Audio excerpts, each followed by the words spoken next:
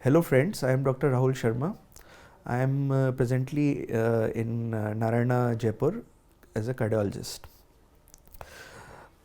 अब मैं जो बात जिस बीमारी की करना जा रहा हूँ हार्ट फेलियर है। अब ये हार्ट फेलियर को सुन के ही एक आम जनता में ये एक विवरण जाता है कि हार्ट फेल हो गया, हार्ट रुक गया।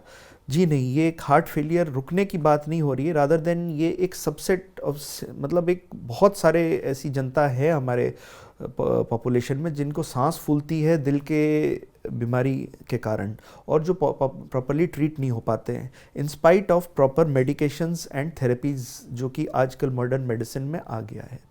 तो हार्ट फेलियर होता क्यों है?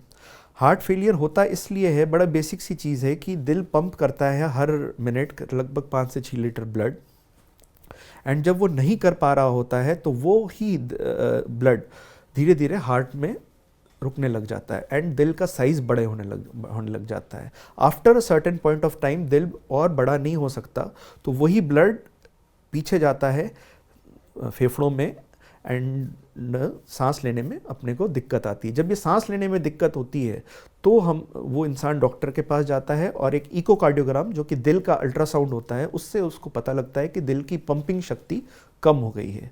ये एक मोटे तौर पे अपन ऐसे समझ सकते हैं कि मान लीजिए आपके घर में एक जीप हो या कार हो, जब वो जैसे अपन समझें कि जब वो कार हो, एक मारुति 800 हो, जब वो आई थी तो वो 800 सीसी की थी, but after a certain point of time वो कमज़ोर पड़ गया उसका इंजन और वो 200 सीसी की होगी, तो वो 4 लोगों को नहीं बैठा सकती, वो एक ही आदमी को बैठा सकती है। सेम दिल के साथ होता है, अब वो उतना पंप नहीं कर पा रहा है तो उतनी नॉर्मल एक्टिविटी को वो सपोर्ट नहीं कर पाएगा। तो अब इसका इलाज क्या है? अब इसी हार्ट फेलियर को हमने 4 ग्रेड्स में बांटा हुआ है according to the patient symptoms, जिसको हम New York heart classification NYHA classification बोलते हैं 1 2 3 4, एंड उसी हिसाब से उसको मेडिसिन देते हैं। जैसे ही क्लास 1 का मतलब है कि पेशेंट इज ऑप्टिमाइज थेरेपी पे है या फिर वो ठीक है। 2 3 का मतलब है कि patients requires a certain substance of medicine जिससे वो अपनी ज़िंदगी यापन कर सकता है। एंड इसी के साथ साथ अगर पेशेंट को ECG में कुछ प्रॉब्लम है, जैसे लेफ्ट बंडल ब्रांच ब्लॉक एक सर्टेन एंटिटी होती है, तो हम उसको स्पेशल टाइप ऑफ पेसमेकर जिसको CRTD बोला गया है एडवाइस करते हैं। और लेफ्ट बंडल ब्रांच ब्लॉक अगर नहीं है और अपना उसको इजेक्शन फ्रैक्शन या पंपिंग अपनी 35% से कम है तो हम उसको AICD बोलते हैं, उस एक अलग पेसमेकर के लिए एडवाइस करते हैं।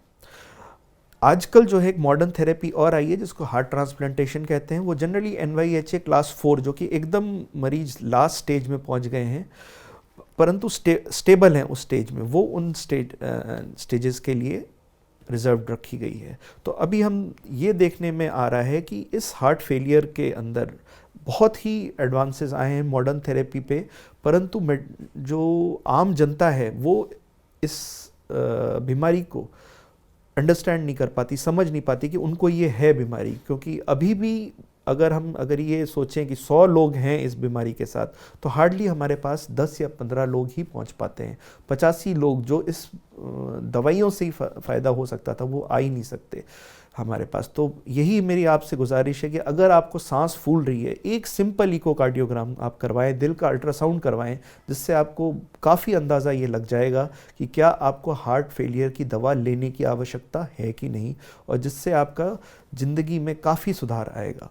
तो ये एक बहुत ही वाइटल पॉइंट है कि आपके आसपास कोई भी अगर सांस फूलता हुआ मरीज़ है तो एक सिंपल एक्सरे एंड इकोकार्डियोग्राम जो डॉक्टर के पास जाके ज़रूर करवाएं, जिससे आपको एक दिमाग में ये इतना पता चल पाएगा कि जो आपको सांस फूल रही है क्या आपके दिल की पंपिंग कम होने की वजह से फूली है और क्या उसके उपचार की आगे संभावनाएं हैं। धन्यवाद।